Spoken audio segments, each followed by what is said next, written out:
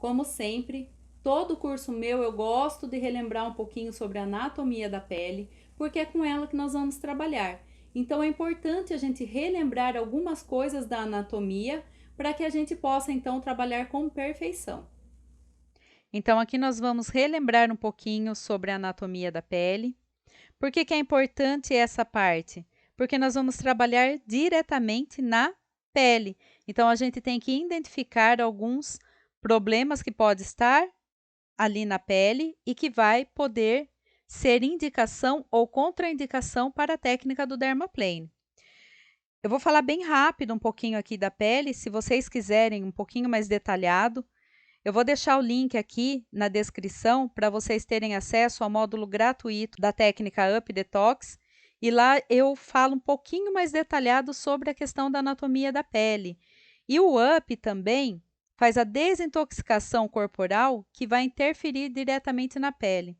Quando a gente começa a entender um pouquinho o que alguns problemas internos podem ocasionar no nosso cartão de visita, né, que é a nossa pele, eu sempre falo isso, que a primeira impressão é a que fica, e às vezes a gente identifica alguns problemas como excesso de acne, às vezes porque a alimentação não está legal, ou porque ela está passando por um momento estressante, ou pode ainda ser alguma alteração hormonal.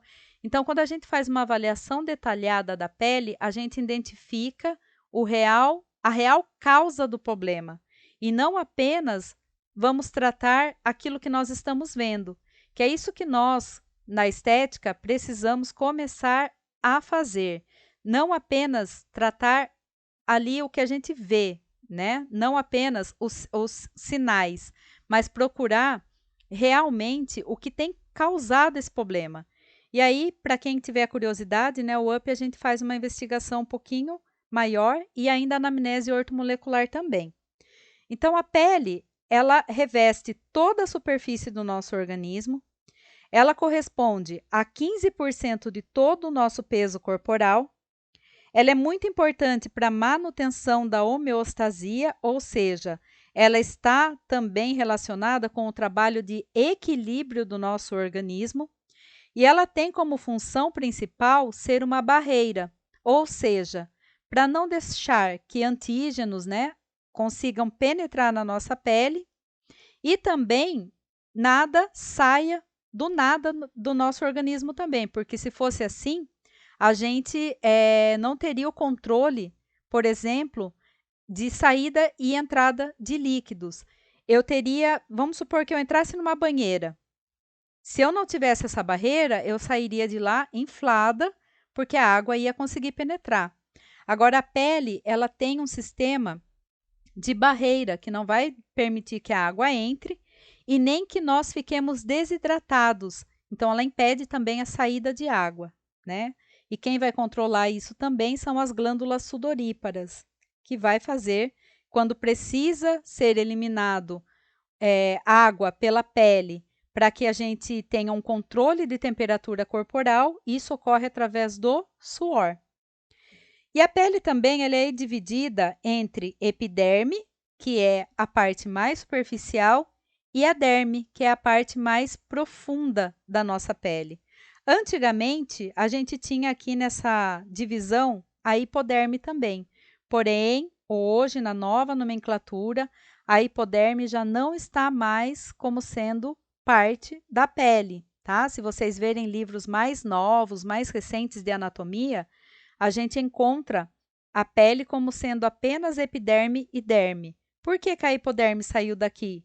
Porque hoje a gente sabe que o tecido adiposo ele tem outras funções muito importantes, principalmente com relação hormonal, né? Então, por isso que a hipoderme saiu aqui dessa divisão. Aqui só para a gente relembrar um pouquinho que a nossa epiderme, que é a parte mais superficial da nossa pele, ela é dividida em 7 camadas principais, sendo aqui a camada basal a mais profunda da nossa epiderme, onde a gente tem as células germinativas que vão se dividindo e criando, né, as camadas acima. E essas camadas, por ficarem cada vez mais longe da nutrição que é ocasionada aqui pela derme, que está logo abaixo da epiderme, ela vai ficando mais distante da nutrição, ela vai entrando em morte celular, até que ela se transforme aqui, então, no extrato córneo, que é formado por queratina e óleo, né? Então, a gente tem aqui a divisão celular acontecendo a cada 21 dias, em média, a gente tem essa renovação total da nossa epiderme. E aí, conforme a gente vai envelhecendo, esse prazo vai aumentando. Então, aquilo que era 21 dias passa a demorar mais para que ocorra toda essa divisão, né, das 7 camadas aqui. Por que que é importante a gente pensar, então, em esfoliação e no dermaplane nesse momento? Porque quando a gente faz a remoção desse extrato córneo, a gente faz com que essas camadas abaixo sofram uma divisão, ou seja, uma renovação celular. Então, aquilo que ocorria a cada 21 dias, eu estimulo para que ocorra antes. Por isso que a gente fala que a gente consegue a prevenção do envelhecimento dessa forma, se a gente faz uma esfoliação regularmente. Por quê? Cada vez que eu faço a esfoliação, eu estimulo as camadas abaixo do meu extrato córneo a se dividirem. Então, eu promovo uma renovação celular. Então, toda vez que a gente estiver fazendo um tratamento, seja corporal, seja facial, e aí falar para você que tem que iniciar com a esfoliação, agora vocês vão se lembrar do porquê. E ainda quando a gente faz a remoção desse extrato córneo, porque a queratina que contém aqui, ela é uma barreira muito potente. Quando eu faço uma esfoliação disso aqui, eu faço uma remoção, o que que acontece? Eu ajudo a permeação de alguns ativos que eu possa estar utilizando depois. Não adianta eu vir aqui e passar um cosmético se esse extrato córneo estiver espesso. Então, eu afino essa camada, eu removo as células mortas e aí, então, eu passo o cosmético. E aí, ele tem uma melhor absorção. Então, esse é o principal papel do dermaplane. Eu faço uma remoção das células mortas e eu facilito a permeação de outros cosméticos, de alguns ativos.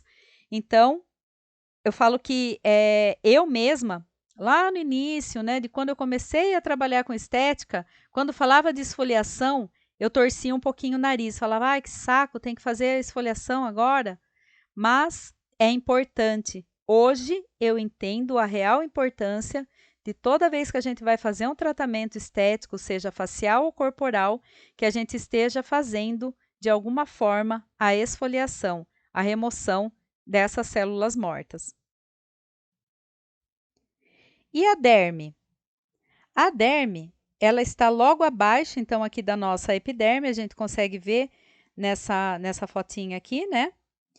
E ela já é uma camada mais rica, eu falo, porque na nossa epiderme a gente tem mais os queratinócitos. Mas quando a gente fala de derme, aqui tem tantas células importantes, né? Como, por exemplo, a gente tem os fibroblastos, que estão aqui produzindo colágeno, elastina. Essa é uma camada que vai dar sustentação à nossa pele. Então, quando a gente é jovem, né, quando a gente ainda está na fase da nossa juventude, essa epiderme ela ainda tem um colágeno bom, uma elastina que funciona muito bem.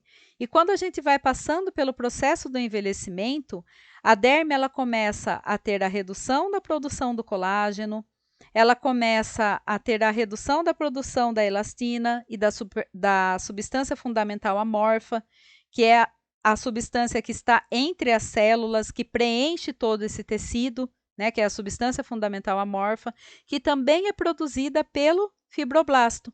Então, o fibroblasto está aqui nessa camada, com um papel muito importante, principalmente de fazer o colágeno, fazer a elastina, substância fundamental amorfa, reticulina, também é o nosso fibroblasto que vai estar aqui envolvido na produção. E sem contar que a derme, ela é um tecido supervascularizado.